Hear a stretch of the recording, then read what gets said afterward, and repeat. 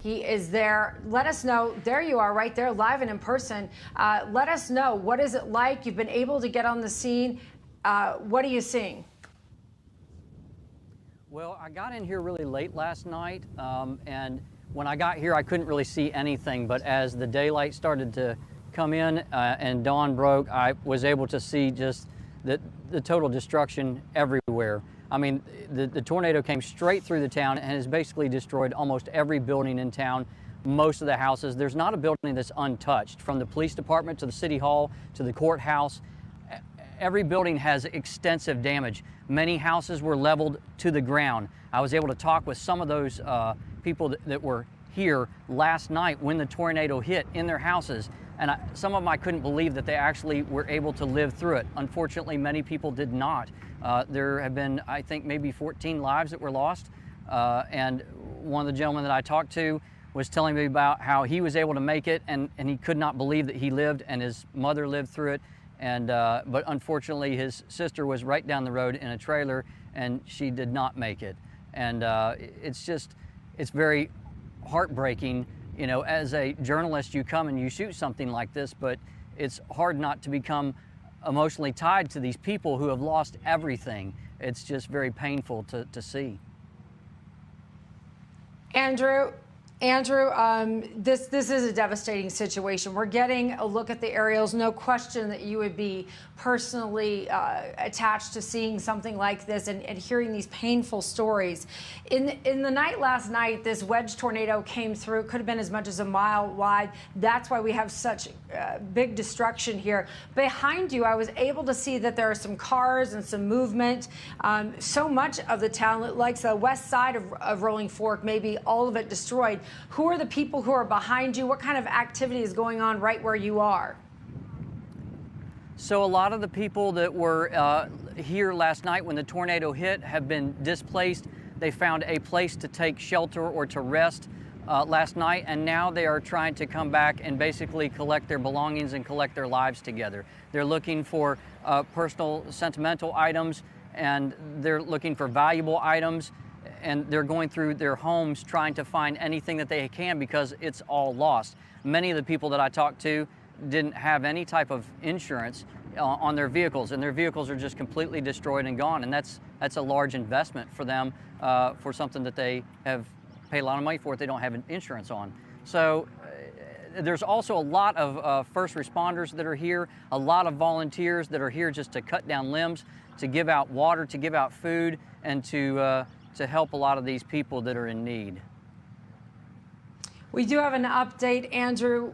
23 lives lost across this outbreak that happened in Mississippi, Alabama, and Tennessee so far. In the light of day, portions of Rolling Fork, some of the people who sheltered in buildings were actually trapped there. So the first response that you're talking about is ongoing even at this time.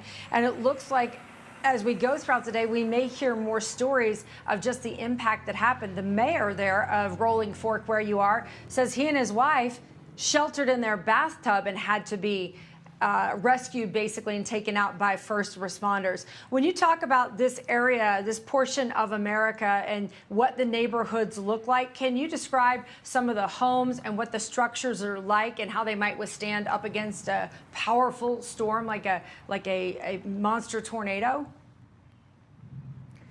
Well, I guess really nothing will stand up against that. A lot of these buildings it's a typical very small town where you have a courthouse in the center of the town and a lot of older brick buildings around it that are in the background. So they really, once you get those high-speed winds, really nothing's going to hold up against it. And same thing with a lot of the homes.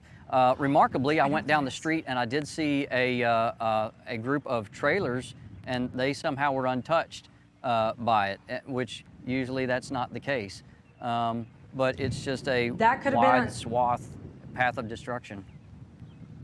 That could have been on the east side of the town. The east side of Rolling Fork may not have been as hard hit as the west side. Would you have your photographer pull out just a little bit? I want to be able to see to the left. That is the water tower, I believe, that was crushed. It's just to the left, camera left there. That looks like it was the water tower that was just crumpled. Basically, if you are in any small town in America, they all have a water tower. Is that the one that was for Rolling Fork? Yes, it was. And so, yeah, the town is without electricity, without water, and apparently they did bring in some portable cellular towers just this morning, just maybe an hour ago, and we were able to get cell service back up again. Prior to that, there's been nothing in this town, no electricity, no cell service, no nothing. And I don't know how I don't know how they're gonna rebuild. It's so destroyed, and every home, it's hard to describe, but the pictures will describe it. I shot a lot of video this morning of a lot of the homes that were destroyed, and hearing their stories. One gentleman was outside of his house, and he saw the tornado coming. It came on him just like that. The windows behind him in his house blew out, and when they blew out, he jumped into the window of his house to jump inside to try and duck out of the way as whatever he could. And he said a couch fell on top of him, and that's how he survived. Oh, these stories of survival are going to be the things that emerge. There again, we're seeing an aerial visual of the water tower that was crushed in Rolling Fork. Andrew, over your career, you've been out to see a lot of things, I imagine. Disasters are one of the things that you cover as a news journalist. How would you compare this to other scenes and other situations that you've been a part of and the stories you've had to tell? I would say that most of them don't have this much of a direct hit. So you have a lot of heavy damage, but it might be just to a few homes or one neighborhood. But this went straight through the town, and it seemed to have wiped out pretty much everything that this town has. Andrew Bean, photojournalist there on the scene in Rolling Fork, Mississippi. Thank you for taking the time.